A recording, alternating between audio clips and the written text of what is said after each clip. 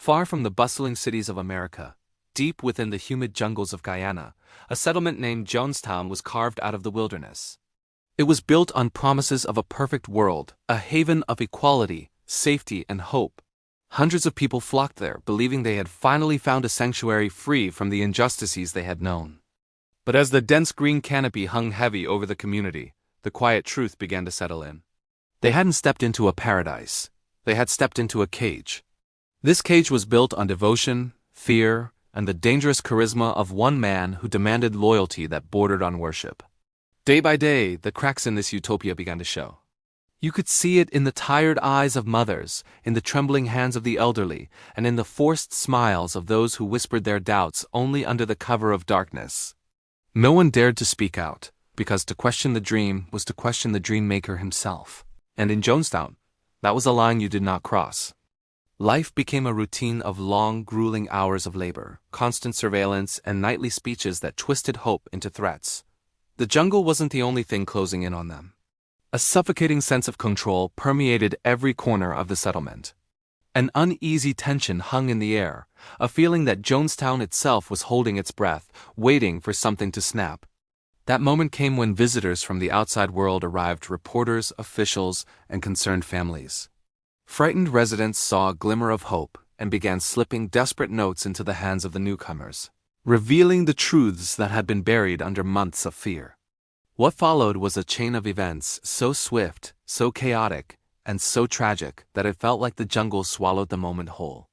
A confrontation at a remote airstrip shattered the illusion of peace with sudden, brutal violence. News spread like wildfire back at the settlement. Escape was no longer an option. The dream had officially turned into a nightmare. As families huddled together, holding on to each other for comfort, a chilling announcement echoed through the community, calling everyone to gather. They were urged to make what was framed as a final act of revolutionary courage. In that moment, the jungle fell silent. The only sound was the trembling breaths of hundreds of people who realized they were standing at the edge of their final chapter, forced into a choice that was never theirs to make. As cups were passed from hand to hand, confusion mixed with the numbing shock of what was happening.